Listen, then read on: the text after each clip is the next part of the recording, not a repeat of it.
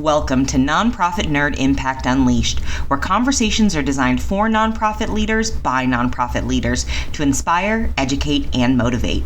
Get ready to dive into the world of nonprofits where the nerdy passion and unstoppable dedication of those making a real impact is celebrated.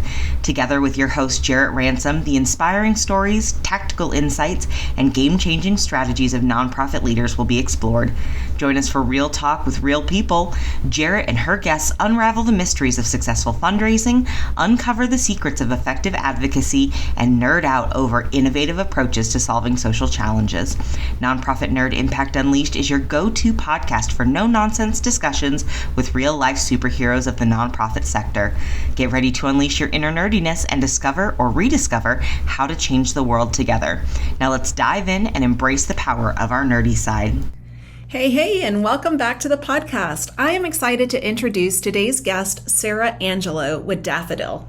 As the donor advised fund landscape continues to evolve, there is a lot happening that impacts donors, advisors, and yes, the organizations that we serve.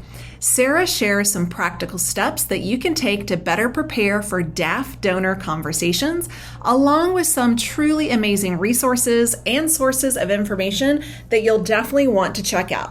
And before we hear from Sarah, I want to give a shout out of gratitude to Bloomerang for being our podcast sponsor. Let's dive into this conversation with Sarah and get your pen and paper ready. I took lots of notes and you might as well. I hope you enjoy. Well, hello and welcome. I am so thrilled to have you, Sarah, today with us in this conversation. I love that we had a mutual connection, really make the introduction for the two of us, but I would love it, please, if you would start us off. Tell us a little bit about yourself and the role, our roles, yes, that is plural, that you play in this nonprofit sector we love so much. Amazing. Thank you so much for having me today. I am really excited to dive into this conversation and connect more with your audience. I am Sarah Angello. I'm the co-founder of Daffodil. And my background in the nonprofit sector is pretty deep. I was a fundraiser for decades. I actually started as a telefundraiser back when I was a student. And from there, I had every role you can think of: galas, special event planning, capital campaigns. And by the time I was a chief development officer in San Francisco at a pretty large nonprofit, I was very frustrated that the technology that was available to me as a leader in the space was just not built for what I needed to do. And what I needed to do was find better ways of connecting supporters with the organizations that I was leading and really be that connective tissue. So that frustration, like that break in those two sides of what fundraising is building, really brought me to where I am today as the co-founder of Daffodil. And what we do is we help donor advised fund holders, DAF sponsors, anyone in the DAF space, nonprofits, donors, families. We help them use better technology for inspiring, motivating, and stewarding those accounts and making it easier to give generously. I love all of that. And you're reminding me, I think I blocked this out, Sarah.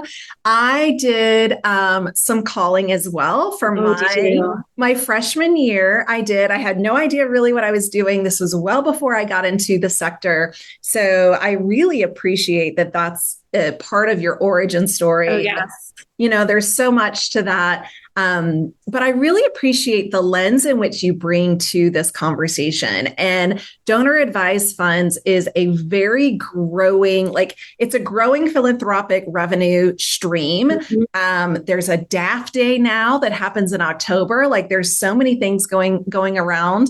When it comes to this conversation, it is growing exponentially that I certainly cannot keep up. I said with you earlier in conversation, I've really been a generalist of types when it comes to this space. So nerding out with you on donor advised funds is just what I need. And I think also, what our listeners need too. So I love that. I've been a DAF nerd for 20 years and seeing the way that this has exploded lately is so exciting. I was out for drinks with a friend recently, a friend who does nothing with nonprofits and philanthropy. And she just turned to me and she was like, So what is DAFs? Like, what's a donor advised fund anyway? And this person who exists totally outside of our spheres and what we do every day in fundraising and nonprofits, she's now aware of DAFs. Like that is how they've become. I love that. And they have grown significantly. So for, leaders or maybe some of our friends, like you just said, who may still be unclear, can you explain what DAFs are and why they have become such a critical part of today's philanthropic landscape? Yeah, great question. So a donor advised fund is like a charitable bank account. You as a donor put money in this type of account. As soon as you move dollars into this account, it's immediately a tax deduction for you.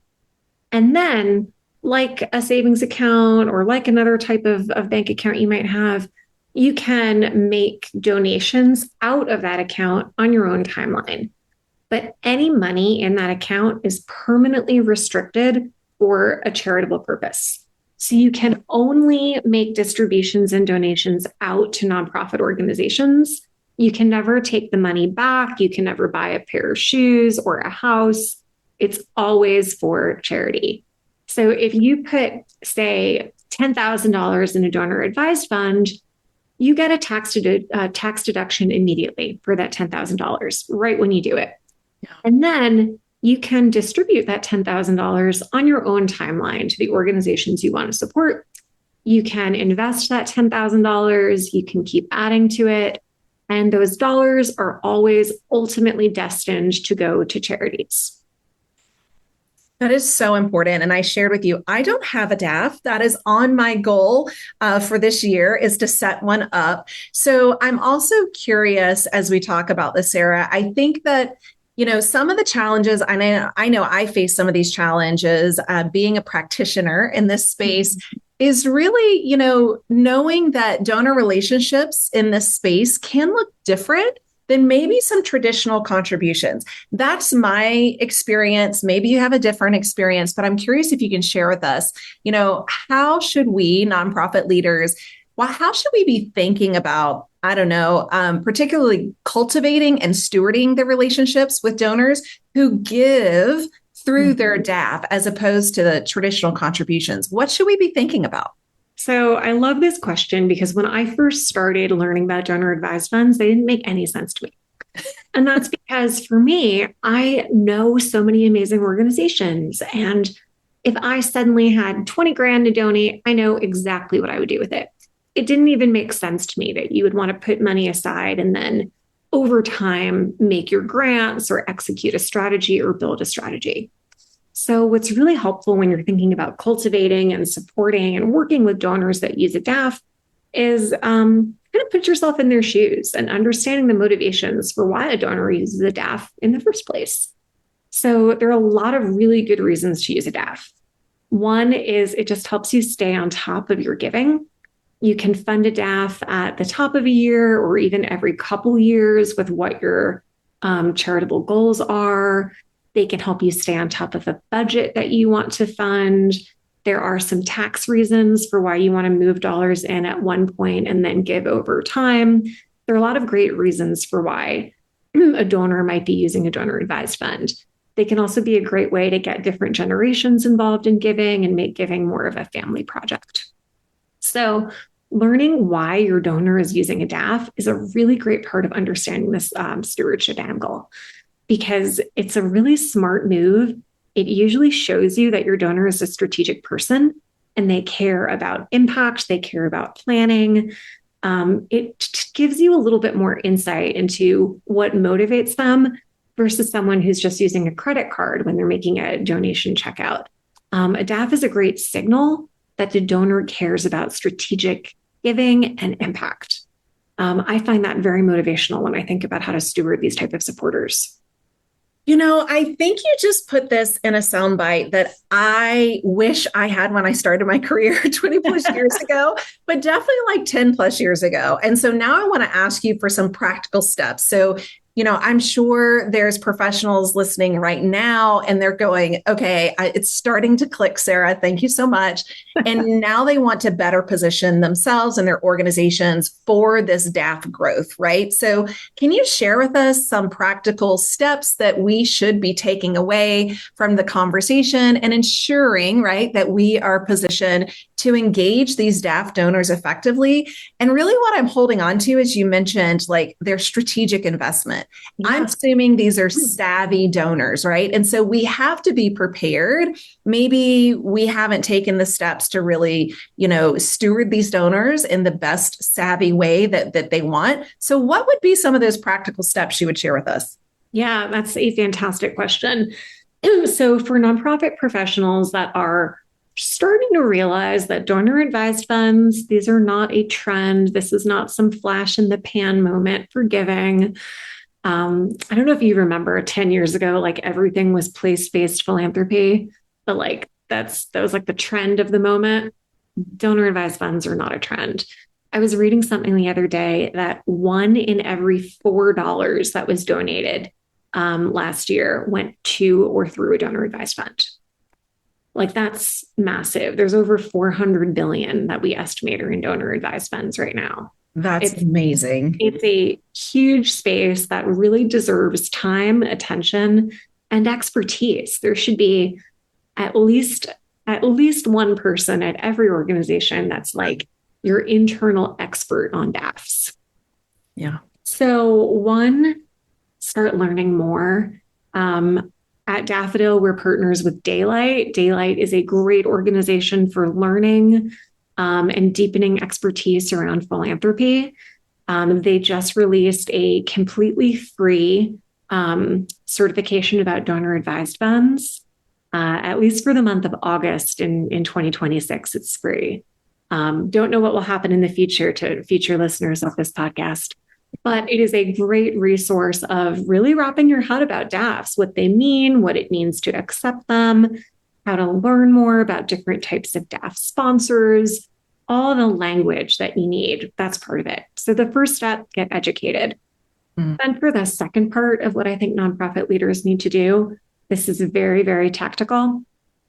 Understand that your donors probably have DAFs already and are giving through them, and make it easy for them to do that.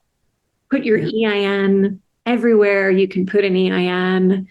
Have a page or a resource on your site about donor advised funds and how to give from them. Have reminders, be vocal and visible about how to give out of a DAF. People might just forget they have them, and reminders are always useful. And then the third thing I'd suggest is connect with us at Daffodil.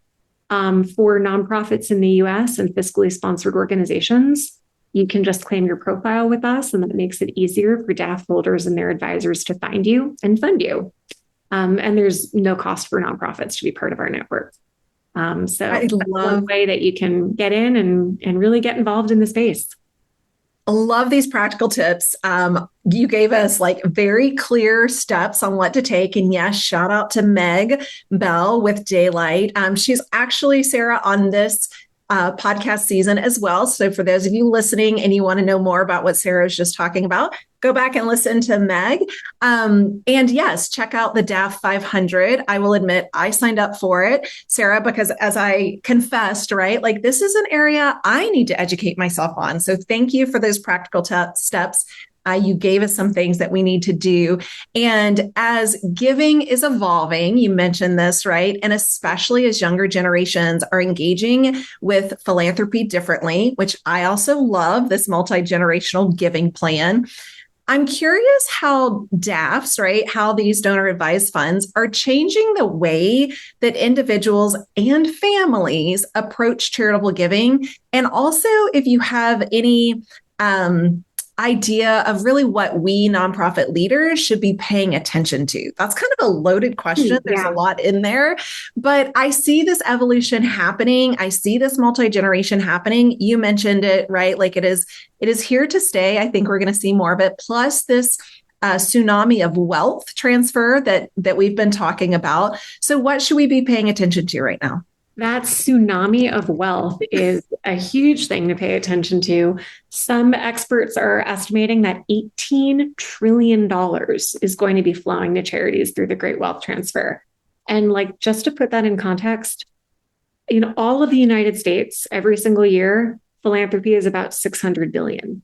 So over the next 20 years, this estimated 18 trillion is going to be absorbed into what right now is 600 billion a year. Like those are staggering numbers, and donor advised funds are a huge component of that. So a few things that kind of illustrate this. One, private family foundations, they're not happening. They're going away. There's almost no reason anymore. Unless families have a very particular goal or program that they want to execute, and they want to have staff, and they really want to build something bigger, most families are going the way of a DAF instead of a family foundation. And that's because it's just so easy. You move the assets into the account, you do your grant making out of it, you can still have family meetings, you can still have a mission statement, you can still run grant applications and RFPs. You're just doing all of it without the complexity and administrative burden of running a foundation. So increasingly, family foundations are either disbanding or just not getting started. They're moving into a DAF structure instead.